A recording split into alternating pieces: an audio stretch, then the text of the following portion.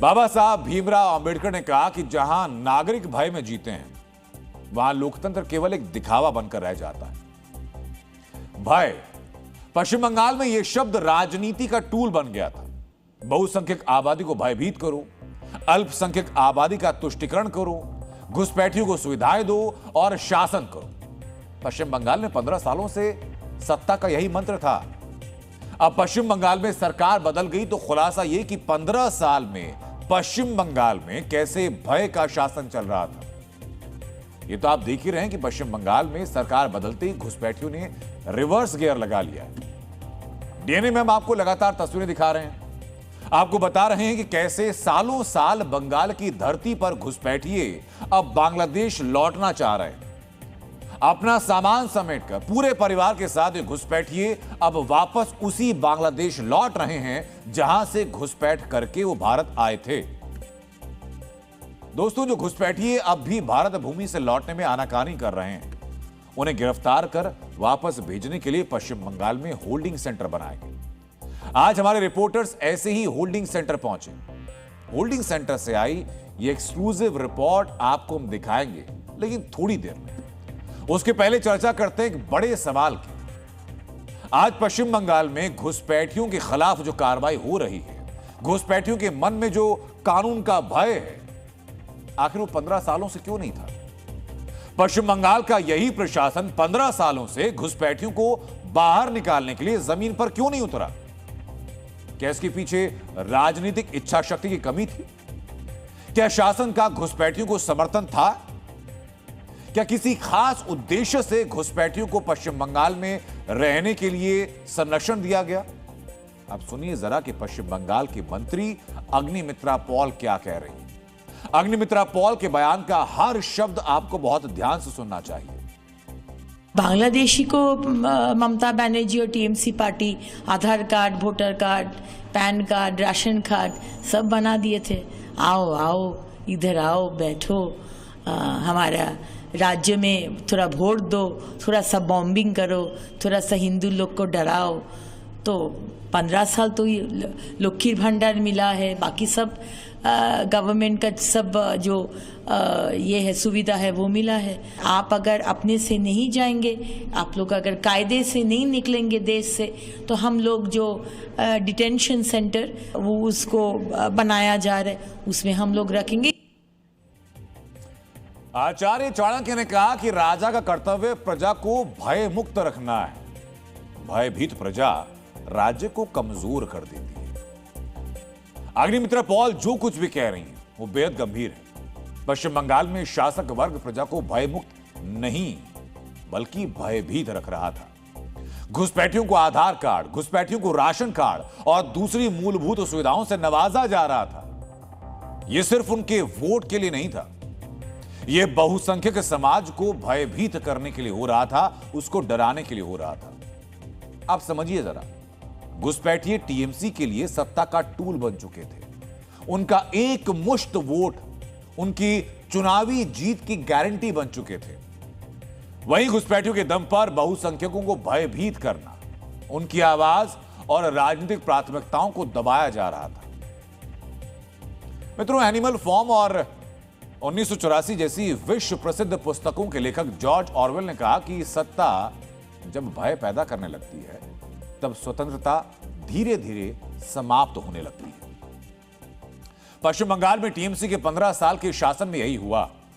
सत्ता ने घुसपैठियों के सारे बहुसंख्यक आबादी को भयभीत किया, उनकी आजादी सीमित कर दी गई। और ये सिर्फ आरोप नहीं है, पश्चिम बंगाल में टीएमसी के शासन में जो कुछ हुआ वो इसका साक्ष्य है।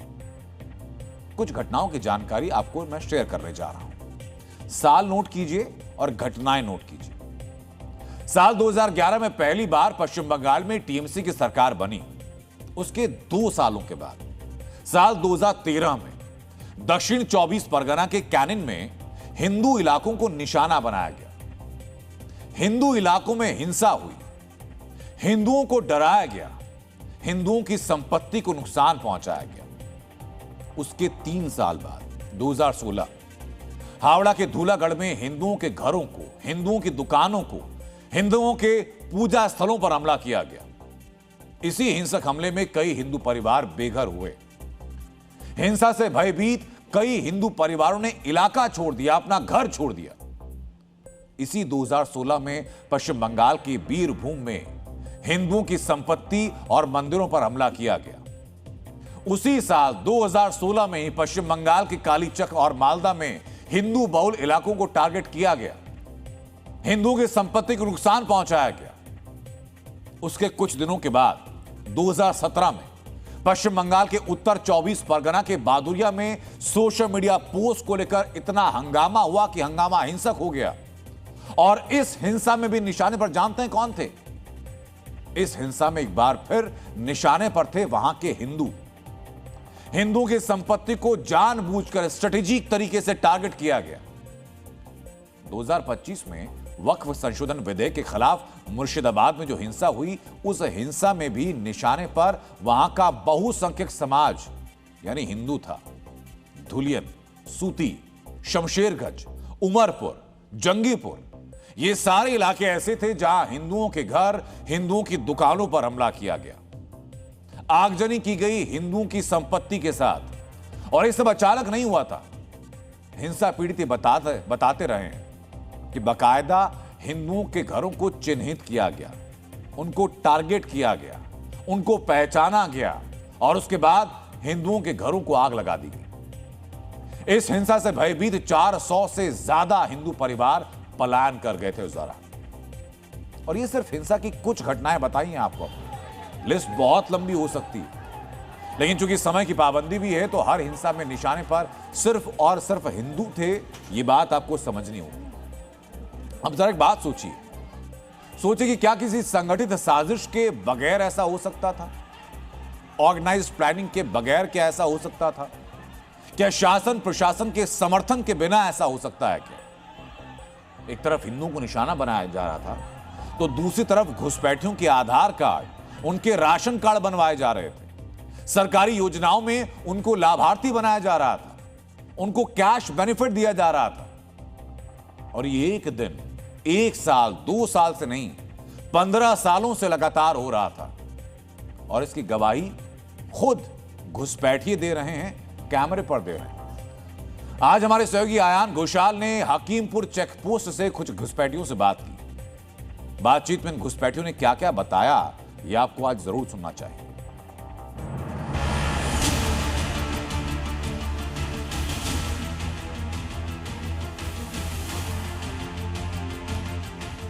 বিরাটি में रहते थे कितने सालों से? कखने कबे এসেছিলে? ওই লকডাউনে मास्क उतारिए अपने, मास्क उतारिए। हाँ हाँ, মাছ নিয়ে উতরেগা। क्यों? হ্যাঁ शर्म आता है? হ্যাঁ हाँ, লজ্জা করছে যা ঢুকলেন ভারতবর্ষে, লজ্জা করেনি? তখন লজ্জা করিনি যে ভারতবর্ষে। शर्म नहीं आया? अभी शर्म आ रहा है मुंह दिखाने में? হ্যাঁ হ্যাঁ अच्छा, कब आए थे? लॉकडाउन में? हाँ आप क्या करते हैं यहाँ पे? जो बिल्डिंग का काम होता है वही काम करता है। दलाल को 4 बंदे मिलकर 3000 रुपया दिया था। खुलना के निवासी है, यहाँ पे लॉकडाउन के समय आया था क्योंकि बांग्लादेश में करने लायक कोई काम बचा नहीं था। तो कोलकाता कोথায় था? কলকাতা হাওড়া গোবরডাঙ্গা। कोलकाता हावड़ा, कोलकाता में हावड़ा में रहते थे। कितने सालों से, কত বছর আগে? এই তো এই ভোটের কয়েকদিন আগে এসেছিলাম, আমার ছেলে পড়ে গেছিল, বুকে ব্লাড জমেছিল হাড়ে, তা আমার ट्रीटमेंट करवाने के लिए आए? हाँ हाँ जब ट्रीटमेंट करवाने के लिए आए थे तो आपके पास तो पासपोर्ट वीजा तो होगा? না না চুরাইতে गैर कानूनी तरीके से आए थे। তা अलिया बेगम ये जशोर के निवासी है, बांग्लादेश के। अपनी बेटी के इलाज के लिए इंडिया आए तो थे। इसके पास ना तो पासपोर्ट है, ना तो वीजा है और ना ही कोई मेडिकल कागजात। দালাল কে কত পয়সা? না দালালে কোনো পয়সা করে দেয়নি, সেখন অল্প বয়সে এলাম তো, ছোটবেলায় বছর আগে এসেছিলেন? 3 বছর হয়ে যাচ্ছে। কাউকে পয়সা না দিয়ে নিজেই বর্ডার পার করে ये बॉर्डर पार ही ऐसे उधर। ठीक है, अपने आप खालिदा बीबी ने अपने आप बॉर्डर पार कर लिया। इसको तो दलाल की जरूरत भी नहीं पड़ी। और इतनी हिम्मतवर है कि वो खुद यहाँ पे जो फेंसिंग है, उस फेंसिंग को रात के अंधेरे में क्रॉस किया और भारत इंडिया वहां पे घुसाए। गवाही सुनिए आपने। राष्ट्रपिता महात्मा गांधी ने कहा है कि भय से प्राप्त किया गया शासन स्थायी नहीं होता। सच्चा शासन विश्वास और नैतिकता पर टिकता है। पश्चिम बंगाल में टीएमसी का शासन विश्वास और नैतिकता पर नहीं बल्कि भय की बुनियाद पर टिका हुआ था, घुसपैठियों के तुष्टीकरण पर टिका हुआ था।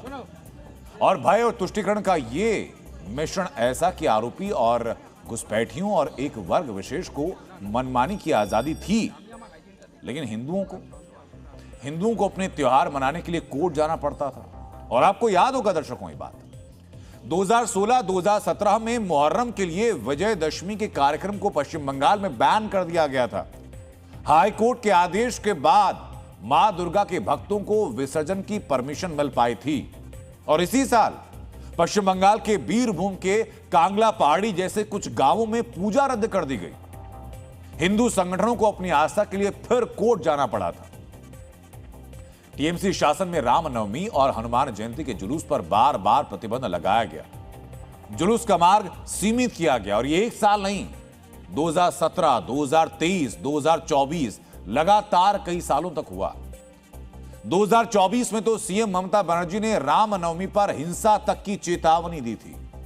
अब सोचिए जरा, हर पाबंदी, हर बैन सिर्फ और सिर्फ हिंदू समाज पर।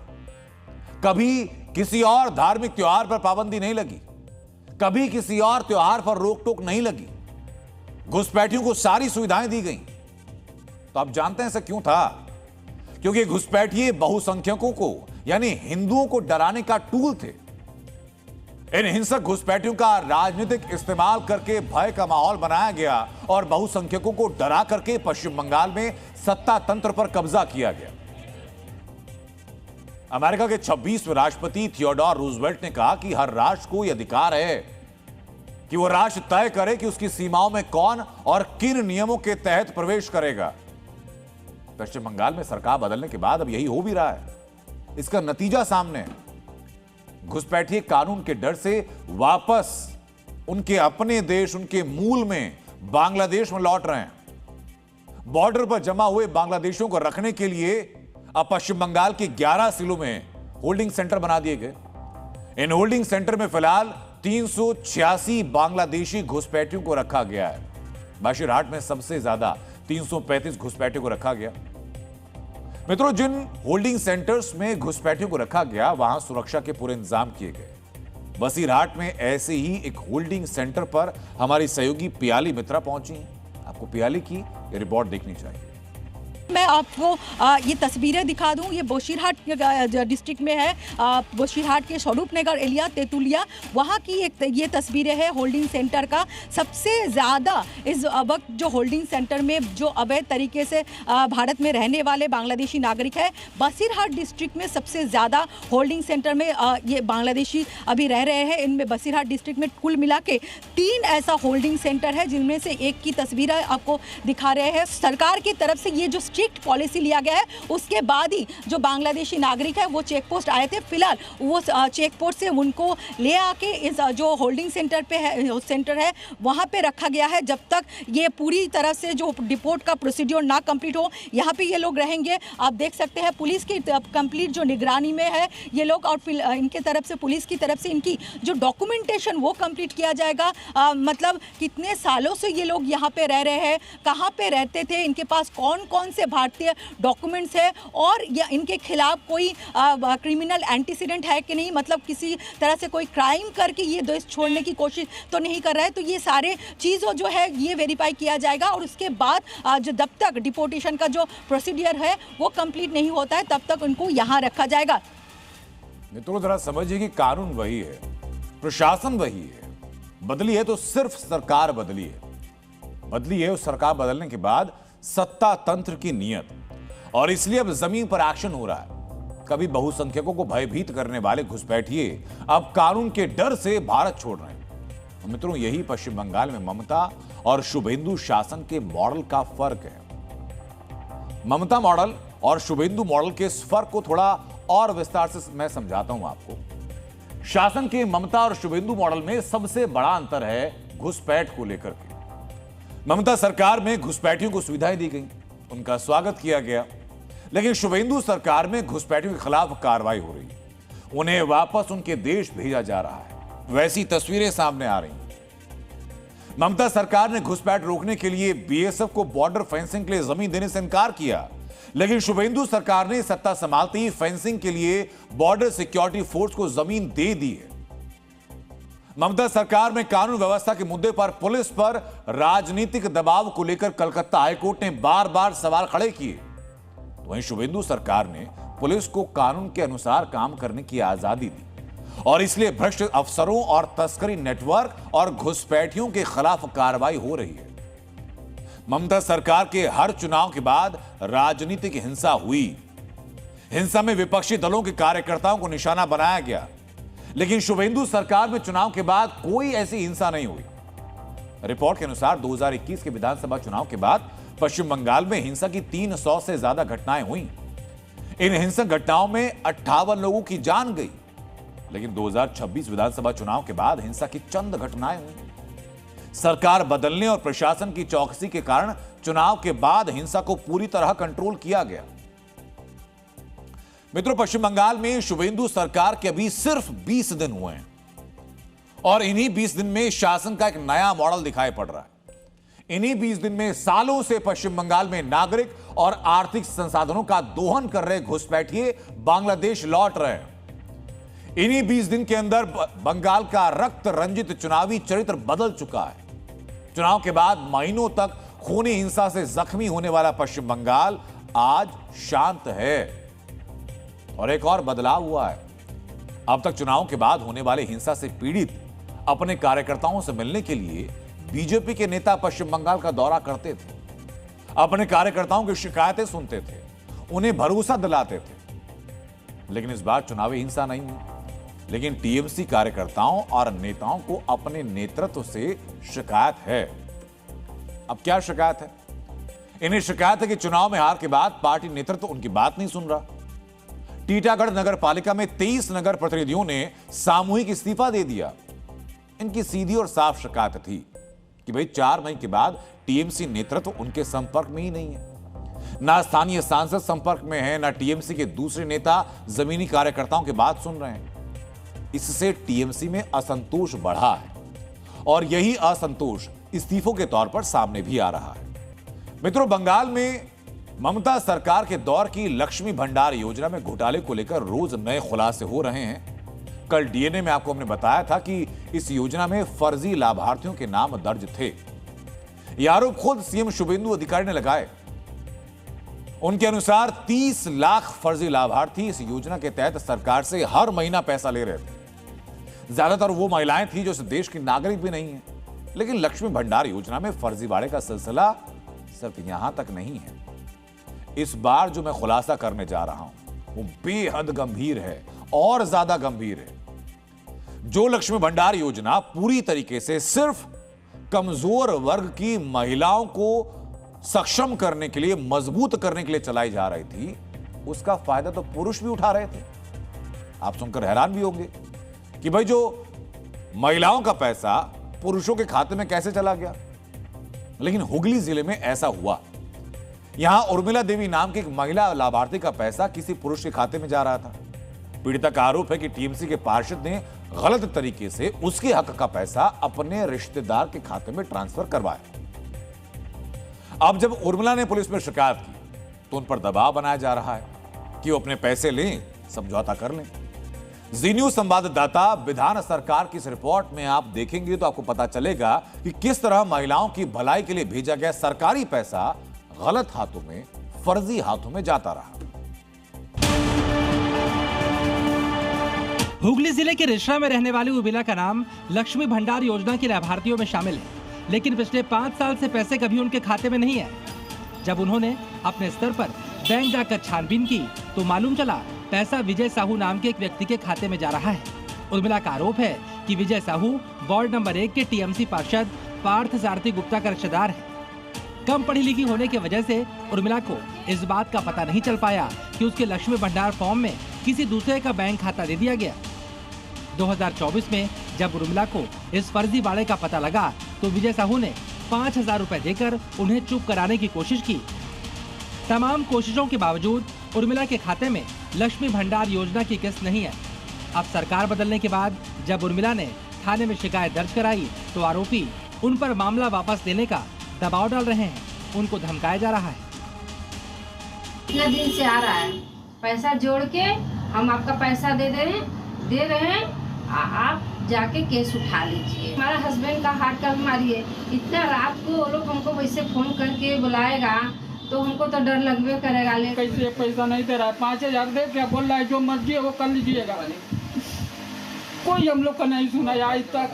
10-11 बजे रात हम लोग को बुलाया, हमारा तबियत बहुत खराब रहा। ये मामला इस बात का उदाहरण है कि जिस योजना पर हर महीने लगभग 2,500 करोड़ रुपए खर्च किए जा रहे थे, वहां भ्रष्टाचार रोकने की ठोस व्यवस्था नहीं की गई थी। आखिर इस बात का पुख्ता इंतजाम क्यों नहीं किया गया कि महिला लाभार्थी का पैसा पुरुष के खाते में नहीं जाए? क्या सरकार को ये नहीं मालूम था कि महिला का पैसा पुरुष के खाते में जा रहा है? क्या बैंक अधिकारियों को ये नहीं मालूम था कि योजना महिलाओं के लिए है और पैसा पुरुष के खाते में जा रहा है? पुलिस में शिकायत के बाद आरोपी विजय साहू अब पूरा पैसा लौटाने की बात कर रहा है। बहुत दिन से मेरे अकाउंट में कुछ पैसा ढुक रहा था, अब क्या ढुक रहा था हमको उसका भी कुछ आइडिया नहीं था। कितना अभी से शुरू से अभी तक उनका पैसा चुका होगा, हम देने के लिए हैंडओवर करने के लिए तैयार है। हमको कोई प्रॉब्लम नहीं, किसी का पैसा मांगने का चक्कर नहीं है।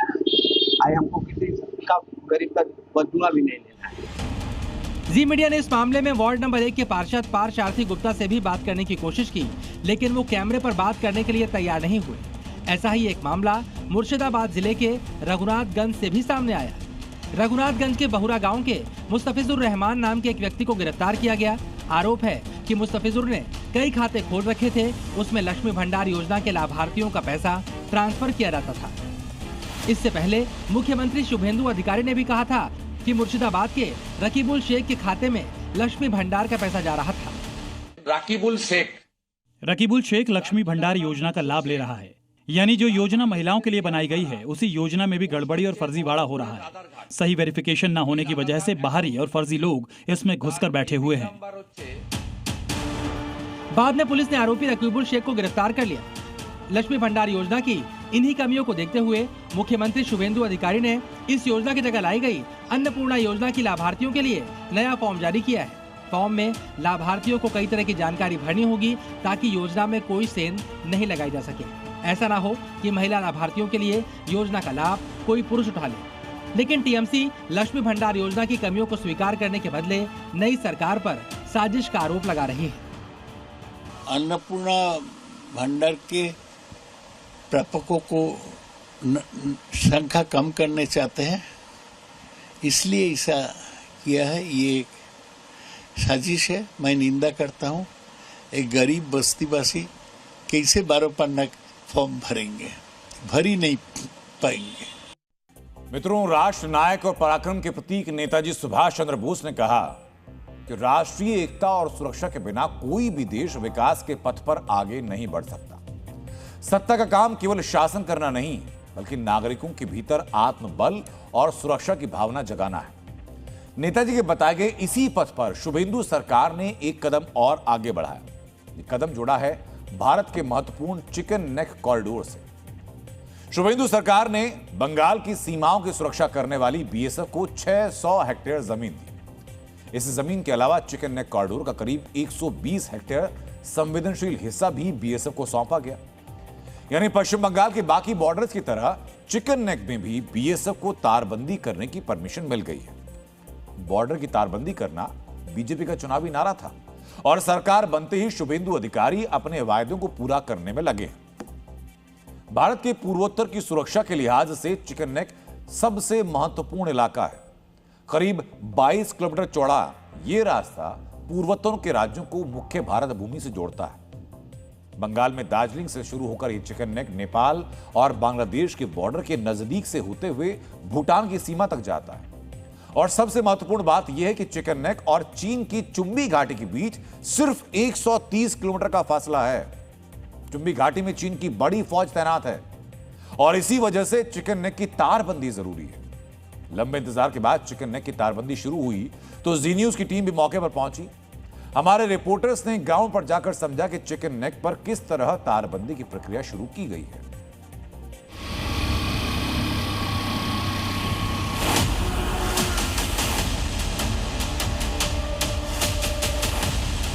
मेरे सामने ये जो रोड है, ये रोड चिकन नेक को जोड़ती है, क्योंकि यहां से 22 किलोमीटर दूर जो चिकन नेक का गेटवे हब है नॉर्थ ईस्ट का गेटवे और चिकन नेक वहीं से शुरू होती है। एक तरफ नेपाल का डिस्टेंस है 21 से 24 किलोमीटर, दूसरी तरफ बांग्लादेश कहीं पर 10 किलोमीटर, कहीं पर 20 किलोमीटर, कहीं पर 5 किलोमीटर डिस्टेंस है वही नेशनल हाईवे से।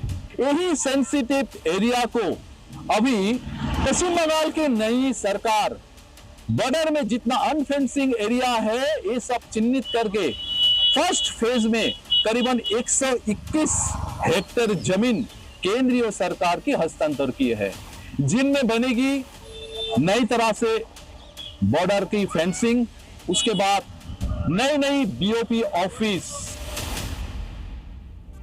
तो चिकन नेक की सुरक्षा और इस रास्ते का विकास कितना जरूरी है ये स्वतंत्र भारत का इतिहास बता चुका है।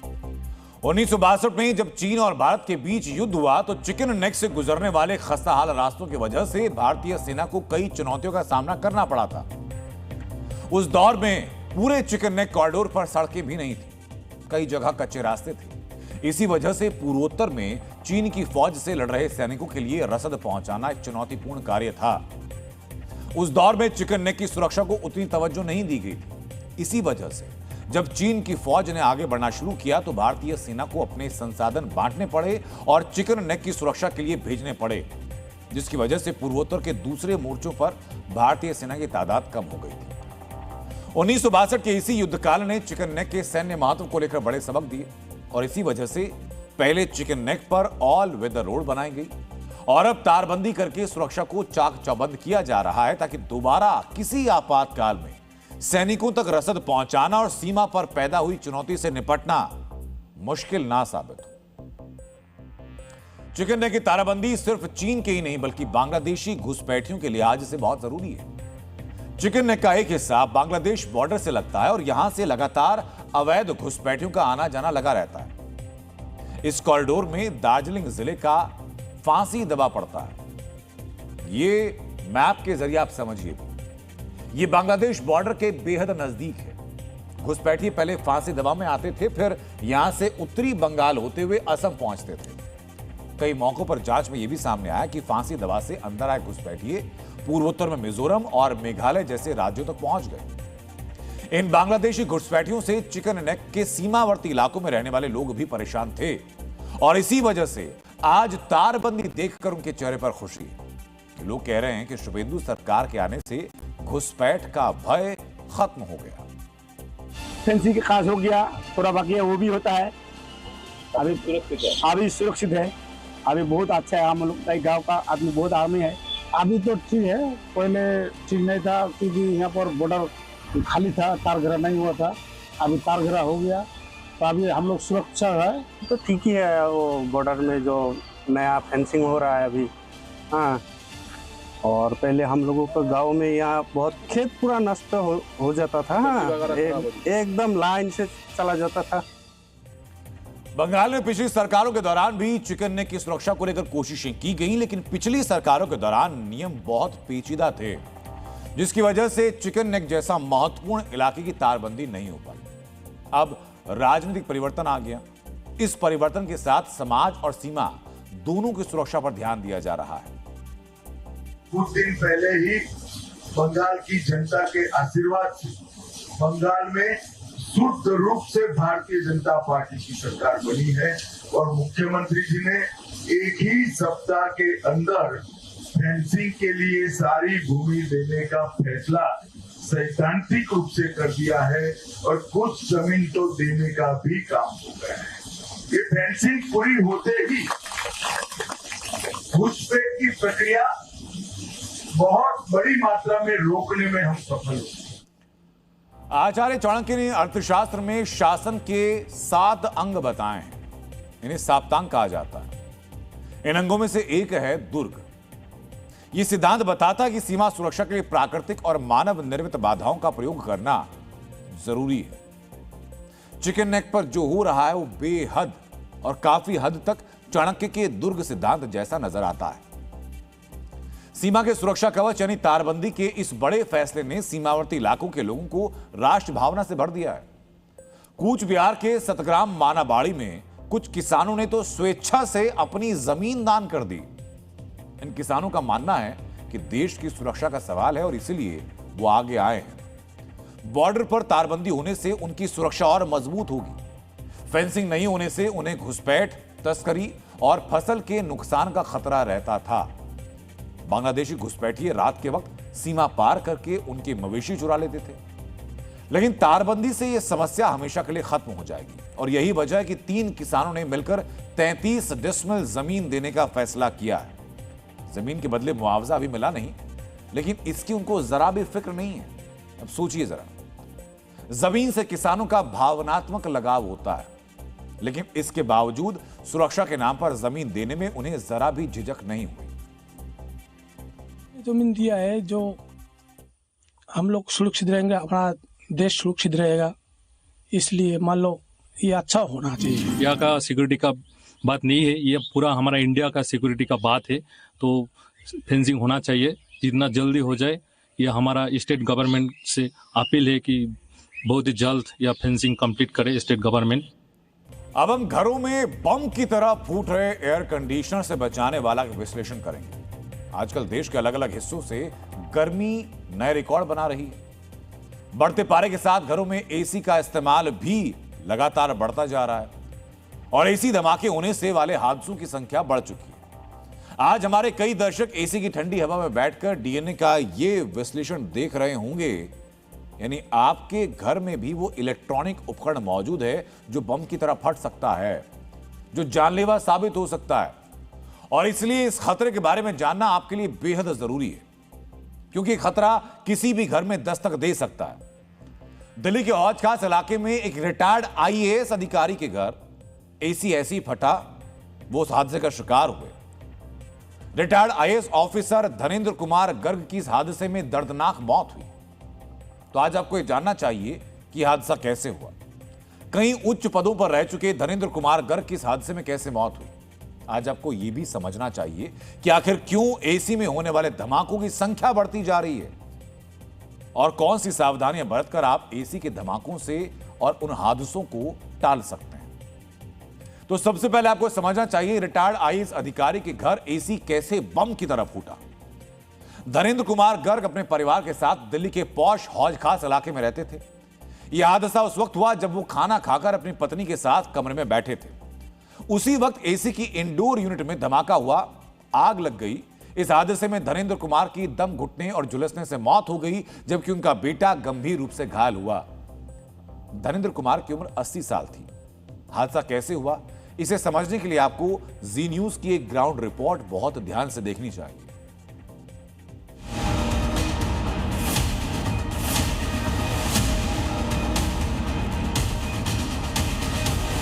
हमारे साथ में चश्मदीद हैं और ये उस वक्त घर में ही मौजूद थे जब यहाँ पर घर में एसी में ब्लास्ट हुआ। सोफे में मैम साहब थे और भैया जी थे, बैठे थे सर।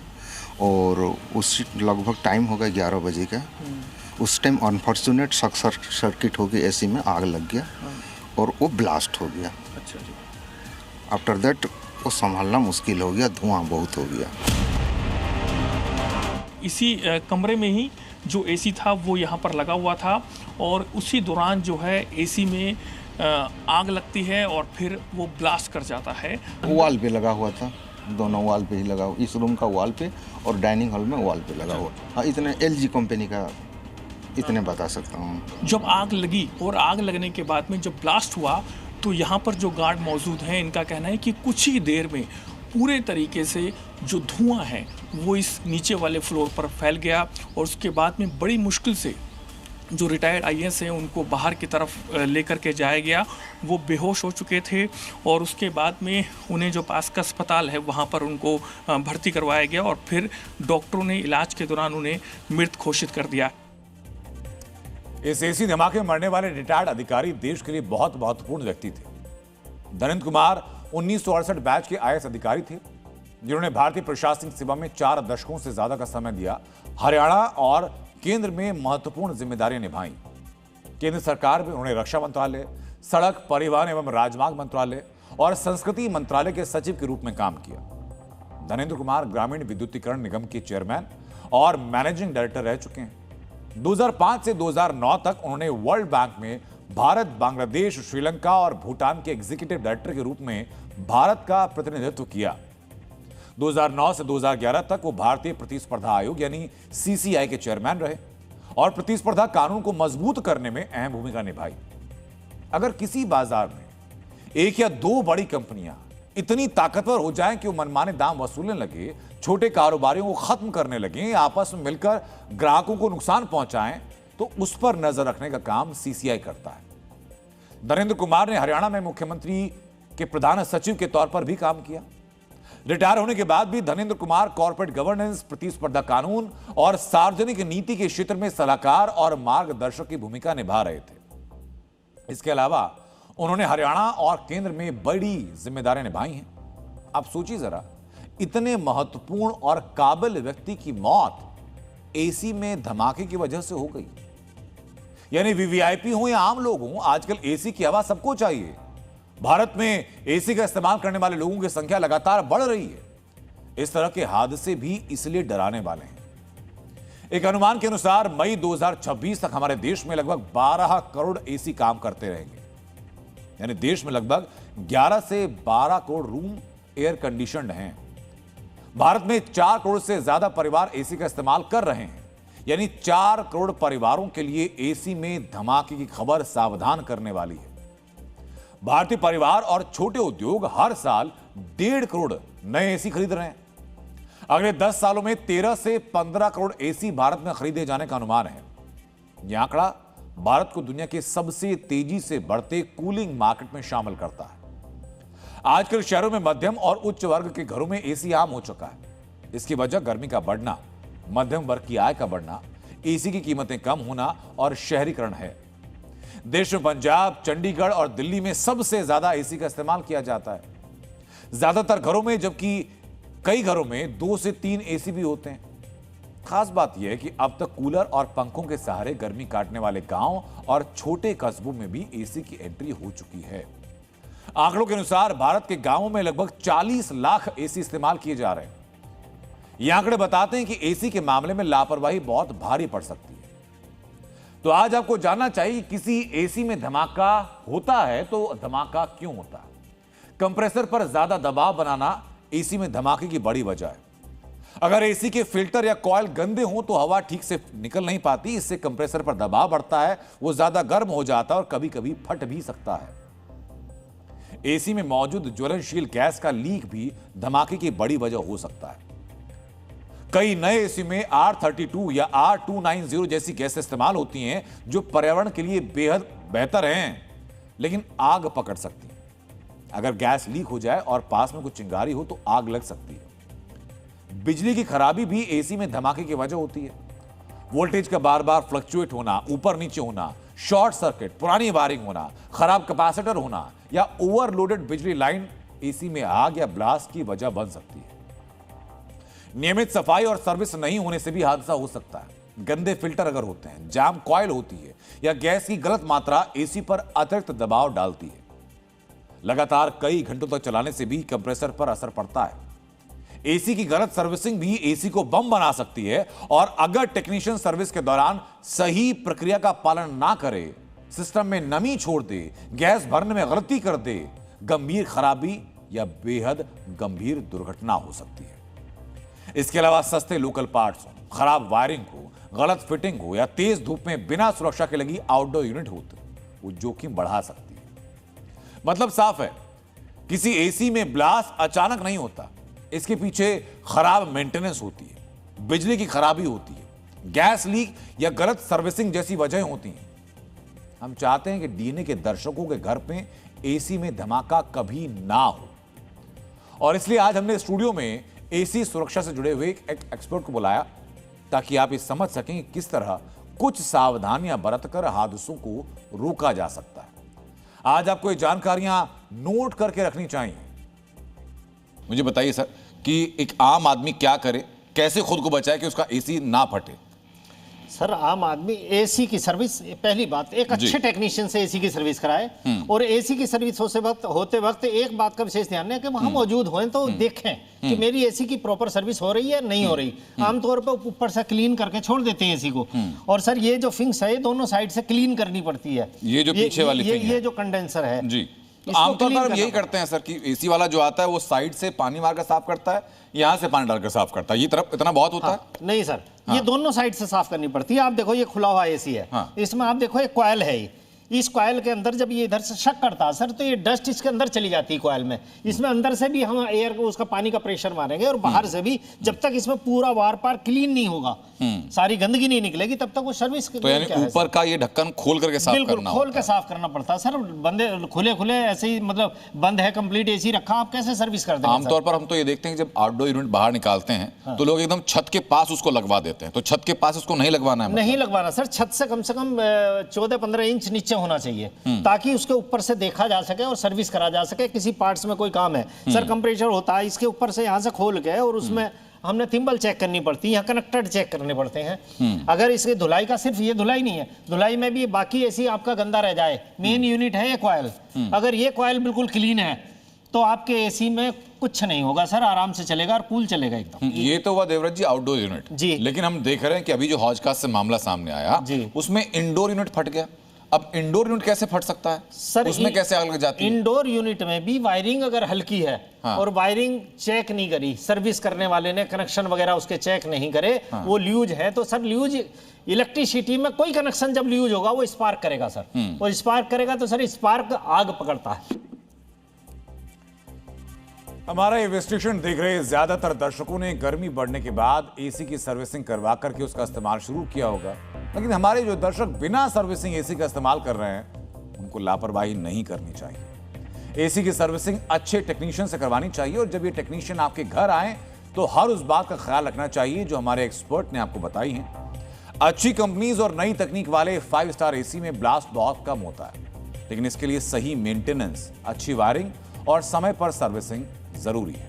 बहरहाल अब हम आपके सामने दुनिया के सबसे बड़े संकट के समाधान का विश्लेषण करने जा रहे हैं। अमेरिका और ईरान के बीच 90 दिनों से चल रहे तनाव के बाद पहली बार सीज फायर का समाधान दिख रहा है। अमेरिका के उपराष्ट्रपति जेडी वेंस ने खुद इस शुभ समाचार का पहला संकेत दिया। हम एक फाइनल डील पर पहुंचने वाले हैं। हॉर्मुज का रास्ता दोबारा खुलने वाला है। हमने ईरान की पारंपरिक सैन्य क्षमता को खत्म कर दिया है। हम ईरान के परमाणु कार्यक्रम को भी सीमित कर देंगे, और ये अमेरिका के लिए एक बड़ी बात साबित होगी। ट्रंप प्रशासन की तरफ से आया ये बयान साफ बताता है कि अमेरिका और ईरान के बीच सहमति आखिरी चरण तक पहुंची है। बस अब ट्रंप की मोहर लगना बाकी है। अमेरिकी सरकार का कहना यह कि ट्रंप के राजी होने के बाद सीज फायर का पूरा मसौदा सार्वजनिक किया जाएगा, लेकिन उसके पहले कुछ ऐसे बिंदु सामने आ चुके हैं जो अमेरिका और ईरान के बीच बनी सहमति के खाके को बयान कर रहे हैं। अब हम आपको सीज फायर का यही ब्लूप्रिंट दिखाने जा रहे हैं। ब्लूप्रिंट क्या कहता है आप जरा देखिए। अमेरिकी मीडिया के अनुसार ईरान अब हॉर्मुज का रास्ता खोलने के लिए राजी हो चुका है। पहले ईरान हॉर्मुज में बिछाई गई बारूदी सुरंगों को हटाएगा, उसके बाद आवाजाही के लिए रास्ता खोला जाएगा। तो दूसरी तरफ अमेरिका चरणबद्ध तरीके से हॉर्मुज की घेराबंदी को हटाएगा। ईरान ने परमाणु हथियार न बनाने पर सहमति जता दी, यानी ईरान अब अति संवर्धित यूरेनियम नहीं बनाएगा, लेकिन इसके बदले में इजराइल और अमेरिका ईरान के प्रॉक्सी हूती और हिजबुल्लाह पर हमले नहीं करेंगे। 60 दिनों तक दोनों पक्ष इस सहमति का पालन करेंगे, जिसके बाद स्थायी सीज फायर पर बातचीत की जाएगी। यह तय हो चुका है। दोस्तों, अमेरिका और ईरान के बीच बनी इस सहमति का सबसे बड़ा प्रभाव तेल पर नजर आया है। हॉर्मुज की घेराबंदी की वजह से तेल की सप्लाई बुरी तरह प्रभावित हुई, लेकिन जैसे ही युद्ध विराम पर सहमति के संकेत आए तो ऑयल सेक्टर ने राहत की सांस ली। कच्चे तेल की कीमतें $91 प्रति बैरल तक पहुंच चुकी हैं, और उम्मीद है कि बहुत जल्द तेल की कीमतें युद्ध से पहले वाले स्तर तक पहुंच सकती हैं। तेल की कीमतें नीचे आई, लेकिन एक किरदार की भूमिका को लेकर दुनिया के अंदर संशय है, और ये किरदार है इजराइल, जिसने युद्ध विराम की सहमति को लेकर अपना पक्ष सामने रख दिया है। इजरायली पीएम नेतन्याहू ने कहा कि युद्ध विराम अस्थायी है, परमानेंट नहीं है, इसे स्थायी समाधान नहीं कहा जा सकता। ईरान के खिलाफ इजराइल के सभी लक्ष्य भी पूरे नहीं हुए हैं। हम ये भी कह देना चाहते हैं कि युद्ध विराम के इस प्रस्ताव में हम ईरान को एक पक्ष मानते हैं, लेकिन ईरान के प्रॉक्सी यानी हमास और हिजबुल्लाह को हम इस युद्ध विराम का पक्ष नहीं मानते। इजराइल का यह सीधा और सख्त बयान बताता है कि गजा में हमास और लेबनान में हिजबुल्लाह के खिलाफ इजरायली कार्रवाई जारी रहेगी। नेतन्याहू ने खासकर हिजबुल्लाह का जिक्र किया और इस जिक्र की वजह है लेबनान में इजरायली फौज की वो सैन्य कार्रवाई जिसमें हिजबुल्लाह के खिलाफ इजराइल को बड़ी कामयाबी मिल रही है। 28 फरवरी को युद्ध शुरू होने से लेकर अब तक इजरायली सेना ने हिजबुल्लाह के तकरीबन 2500 लड़ाकों को मार गिराया। लेबनान के स्वास्थ्य मंत्रालय ने बताया कि 8 से लेकर 10,000 हिजबुल्लाह लड़ाके बुरी तरह घायल हैं और अलग अलग अस्पतालों में भर्ती हैं। हिजबुल्लाह के 200 से ज्यादा रॉकेट्स केंद्रों को इजरायली सेना तबाह कर चुकी है। 120 से ज्यादा कमान केंद्र तबाह किए जा चुके हैं। हिजबुल्लाह के 100 से ज्यादा हथियारों के डिपो तबाह किए जा चुके हैं। और ये आंकड़े बताते हैं कि हिजबुल्लाह को इजराइल ने बहुत नुकसान पहुंचाया और इस बढ़त को इजराइल खोना नहीं चाहता है। मित्रों, इजराइल की नजर सिर्फ हिजबुल्लाह तक सीमित नहीं है। इजराइल का पूरा ध्यान लेबनान के उस भूभाग पर भी है जहां इजरायली फौज काबिज हो चुकी है। हिजबुल्लाह पर हमलों से पहले इजरायली फौज ने कहा था कि वो दक्षिणी लेबनान की लितानी नदी तक हिजबुल्लाह को हटा देगी, लेकिन अब इजरायली सेना लितानी नदी को पार कर चुकी है। स्वतंत्र आंकड़ों के अनुसार इस वक्त इजरायली सेना लेबनान में 10 किलोमीटर अंदर घुस चुकी है और इस तरह दायरा बढ़ाकर इजरायली फौज कैसे लक्ष्य को हासिल करना चाहती है, ये समझने के लिए आपको इजरायली इतिहास का एक चैप्टर बहुत गौर से देखना, सुनना और समझना चाहिए। साल 1967 के युद्ध के बाद इजराइल ने सीरिया की गोलन पहाड़ियों पर कब्जा किया। कब्जे के साथ बड़ी तादाद में इजरायली फौज की तैनाती कर दी गई। इस तैनाती के 3 साल बाद यानी 1970 में इजरायली नागरिकों की पहली खेप गोलन की पहाड़ियों के नजदीक बसाई गई। अगर आज की बात की जाए तो गोलन की पहाड़ियों पर इजरायली नागरिकों की 30 बड़ी बस्तियां हैं, जिसमें करीब 30,000 इजरायली रहते हैं। और इतिहास के इसी अध्याय को इजराइल लेबनान में दोहराना चाहता है, यानी सीरिया की तरह वो लेबनान के एक बड़े हिस्से को अपने नक्शे में शामिल करना चाहता है। अमेरिका, ईरान और इजराइल ये तीनों अपना हित देख रहे हैं, लेकिन युद्ध विराम के खाके से एक पक्ष खुद को ठगा हुआ महसूस कर रहा है। किरदार हैं अमेरिका के वो मित्र अरब देश जिन्होंने ईरान के बड़े हमलों को सहा है।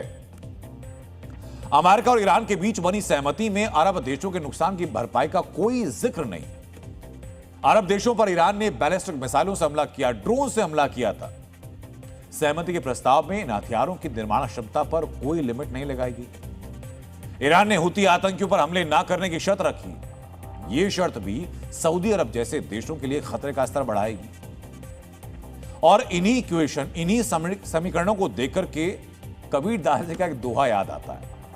कबीरदास ने कहा था कि चलती चक्की देखकर दिया कबीरा रोए, 2 पाटन के बीच में साबुत बचा ना कोई। मतलब ये कि जिस तरह चक्की के 2 बड़े पाटों के बीच में आकर के छोटे दाने पिस जाते हैं, वैसे ही बड़ी ताकतों के टकराव में छोटे किरदार सिर्फ नुकसान उठाते हैं। और कुछ ऐसा ही अरब देशों के साथ हो रहा है।